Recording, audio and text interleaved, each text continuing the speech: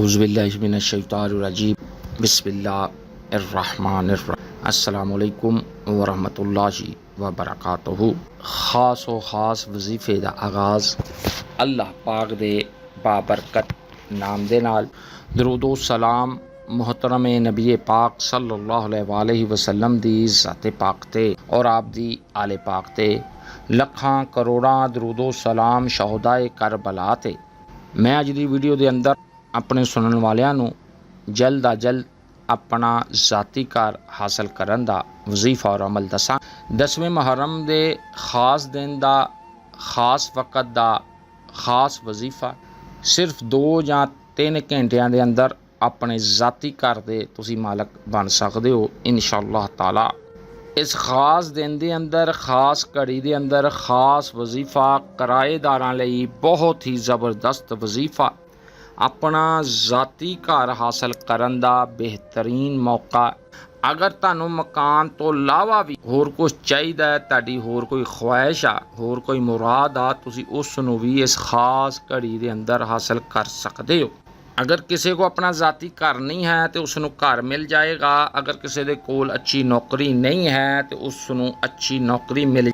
अगर किसी का कारोबार बंद आ, कारोबार रुकिया होया है, उसका कारोबार नहीं चल रहा, इंशाअल्लाह ताला बिजली की स्पीड तो भी ज़्यादा उसका कारोबार चल निकलेगा। अगर किसी के सिर कर्जा है तो कर्जा अल्लाह पाक की तरफों अदा हो जाएगा।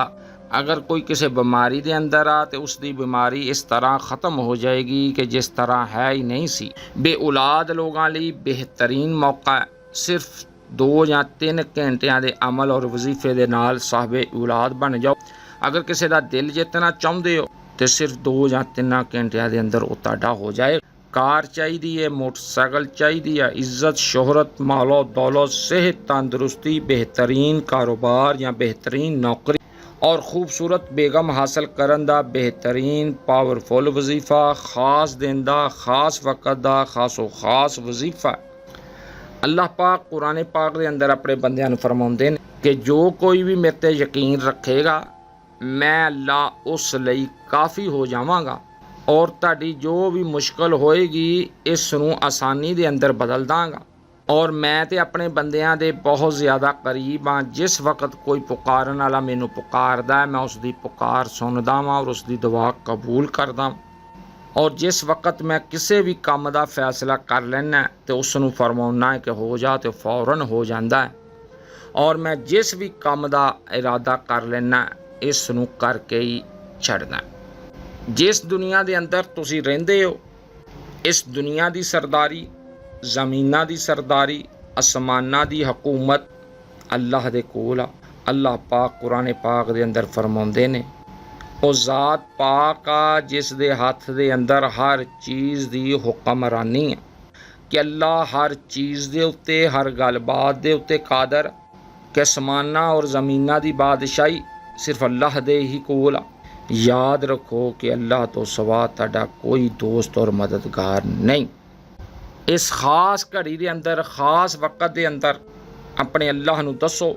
इतनी मेहनत करन दे बावजूद भी अगर तुसी अपना घर हासिल नहीं कर पा रहे, इतना पढ़ लिख के भी अगर तुहानूं अच्छी नौकरी नहीं मिल रही, अगर तुहानूं अपने मियार दा रिश्ता नहीं मिल रहा, अगर तुसी शादी तो बाद भी औलाद तो महरूम हो, अगर बीमारियां तुहाडी जान नहीं छड़ रही, अगर घरां दे अंदर हर वक्त लड़ाई झगड़े चल रहे ने, अगर तुहाडियां धीआं भैणां दे रिश्ते नहीं आ रहे, अगर तुहाडी कोई चीज़ फरोख्त नहीं हो रही तो डायरैक्ट अल्लाह पाक नूं दसो तो फौरन इस खास वक़्त के अंदर अपने मन की मुराद पा लवोगे।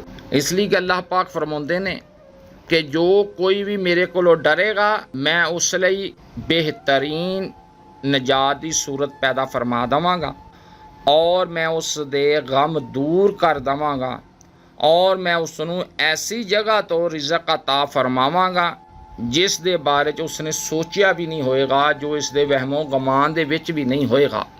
और जो कोई मेरे उत्ते यकीन और तवक्कर रखेगा मैं उस लई काफ़ी हो जावांगा। ताकत और कुव्वत सिर्फ अल्लाह दे कोल और अल्लाह तुहानूं कुछ अता करन ते कादर आ जो तुहाडे नसीब दे अंदर नहीं है। कुरान पाक दे अंदर हुंदा है कि अल्लाह जिस नूं चाहुंदा है उस नूं हुकूमत अता करदा है और जिस नूं चाहुंदा है उस नूं इज्जत अता करदा है और अल्लाह हर चीज़ दे उत्ते कादर आ। तैयार हो जाओ अपने मन दी मुराद पाउण लई। अल्लाह पाक फरमाउंदे ने कि किसे दे भी चाहण नाल कुछ नहीं होना। ना जा किसे दरबार ते, ना जा किसे बाबे दे कोल, ना जा तू किसे जादूगर दे कोल, अल्लाह दे दर ते आ जा। जो कुछ भी हो रहा है, जो कुछ हो चुका है, जो कुछ होना है, सिर्फ अल्लाह दे चाहण नाल होना। अगर अल्लाह इस अमल और वजीफे दे नाल तुहाडे ते राजी हो जाए कि जिस वक्त अल्लाह अपने किसी बंदे दे उत्ते अपनियां रहमतां नाज़िल फरमाउण दा इरादा फरमा लैन ते पूरी कायनात दे अंदर ऐसी कोई ताकत और कुव्वत नहीं जो इस बंदे नूं अल्लाह दियां रहमतां कोलों बरकतां कोलों महरूम कर सके। नबी करीम सल्लल्लाहु अलैहि वसल्लम ने इरशाद फरमाया कि अल्लाह पाक दा एक इस्म आज़म ऐसा वा कि अगर इस इस्म आज़म दे नाल दवा कीती जाए तो दवा ज़रूर कबूल हुंदी आ। अज दी वीडियो दे अंदर मैं अपने सुनने वालियां नूं इस्म आज़म वाली दवा दसांगा। इस दवा दे नाल तुहाडे हर मसले दा हल हो जाएगा। नमाज़े असर अदा करन तो बाद 10वें मुहर्रम वाले दिन चाहे मस्जिद दे अंदर तुसी अमल और वजीफा कर लवो, चाहे घर दे अंदर कर लवो, जिस वक्त तुसी नमाज़े असर अदा कर लवो उस जगह दे बैठ के 313 मरतबा तुसी दरूद इब्राहिमी पढ़ना। दरूद इब्राहिमी पढ़न तो बाद हज़रत इब्राहिम अलैहिस्सलाम दी ये दुआ पढ़नी है। इस दे बारे च हुंदा है हज़रत इब्ने अब्बास फरमाउंदे ने कि जिस वक्त हज़रत इब्राहिम अलैहिस्सलाम दे उत्ते अग वाली मुश्किल आई, हज़रत इब्राहिम अलैहिस्सलाम ने इस कलमात दे नाल अल्लाह दे कोलों मदद मंगी। अल्लाह पाक ने आप नूं अग दे कोलों निजात अता फरमाई। इसे तरह अगर नबी पाक सल्लल्लाहु अलैहि वसल्लम ते कोई मुश्किल हुंदी, परेशानी हुंदी, आप इस दवा दे नाल अल्लाह नूं याद करदे, अल्लाह आप दी परेशानी नूं मुश्किल ख़त्म फरमा दिंदे। अगर इस दवा दे नाल अगर असी जन्नत दे खजानियां दे विचों खजाना मिला लईए ते सोने दे सुहागा हो जाएगा। ये ऐसा खजाना है, हदीस पाक दे अंदर हुंदा है कि नबी करीम सल्लल्लाहु अलैहि वसल्लम ने इरशाद फरमाया कि अल्लाह पाक ने इस कलमे दे अंदर 100 बीमारियां दा इलाज रखिया है, 100 परेशानियां मुश्किलां दा हल रखिया है। जो बंदा भी ये कलमात अदा करेगा उस नूं सारी जिंदगी मुताजी नहीं आएगी। 313 मरतबा तुसी ये कलमात पढ़ने ने दरूद पाक तो बाद। हस्बी अल्लाह व निअमल वकील, ला हौला वला कुव्वता इल्ला बिल्लाह, अस्तगफिरुल्लाह व अतूबु अलैहि। 313 मरतबा ये कलमात पढ़न तो बाद तुसी ये पाक कलमात पढ़ने ने। इन्हां दे बारे च हदीस पाक दे अंदर हुंदा है कि नबी करीम सल्लल्लाहु अलैहि वसल्लम ने इरशाद फरमाया कि जिस वक्त कोई बंदा हज़रत यूनुस अलैहिस्सलाम दी दवा दे नाल दवा करदा है ते अल्लाह पाक उस दी दवा कबूल फरमाउंदे ने, उस दी दवा कदी भी रद्द नहीं कीती जाती। 313 मरतबा तुसी ये कलमात पढ़ने ने। ला इलाहा इल्ला अंता सुबहानका इन्नी कुन्तु मिनज़ ज़ालिमीन। ये कलमात पढ़न तो बाद तुसी ये कलमात पढ़ने ने। इन्हां कलमात दे बारे हदीस पाक दे अंदर हुंदा है कि नबी करीम सल्लल्लाहु अलैहि वसल्लम ने इरशाद फरमाया कि सब मखलूक नूं चाहे समुंदर दे अंदर, फजावां दे विच, आसमानां दे उत्ते, या मशरक मगरब शमाल जनूब, जो भी अल्लाह पाक ने मखलूक बनाई आ, सब नूं रिज़क इन्हां कलमात दी बरकत दे नाल दिता जांदा है। अगर किसी का रिज़क घट वा, किसी का रिज़क थोड़ा है, किसी के रिज़क दे नाल अगर उसकी पूरी नहीं पै रही, वो एक कलमात पढ़िया करे। अगर तुहाडा रिज़क समुंदर दियां तहवां दे विच होएगा तो तुहाडे करीब आ जाएगा। अगर सच ज़मीनां दे थल्ले होएगा तो तुहाडे करीब आ जाएगा। अगर आसमानां दे उत्ते होएगा तो तुहाडे करीब आ जाएगा इंशाअल्लाह ताला। ये कलमात फजीलत दे विच, वज़न दे विच, बरकत दे विच, गुनाहां नूं खत्म करन दे विच तुहाडे लई काफ़ी ने। 313 मरतबा तुसी ये कलमात पढ़ने ने। सुबहान अल्लाह व बिहम्दिही, सुबहान अल्लाह अल अज़ीम, अस्तगफिरुल्लाह व अतूबु अलैहि।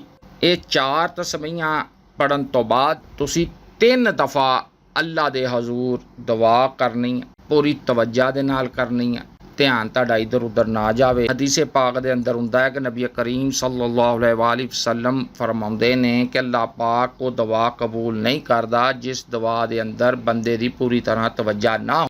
दुआ दे अंदर दरूद पाक दा लाजमी पढ़ना।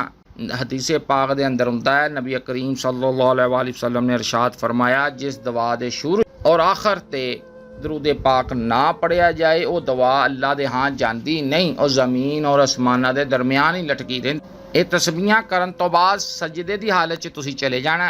हदीस पाक दे अंदर हुंदा है कि आदमी सब तो ज़्यादा करीब अपने अल्लाह दे सजदे दी हालत दे अंदर हुंदा है। सजदे दे अंदर जाके तुसी अल्लाह पाक दे 33 मरतबा इसमें आज़म पढ़ने ने।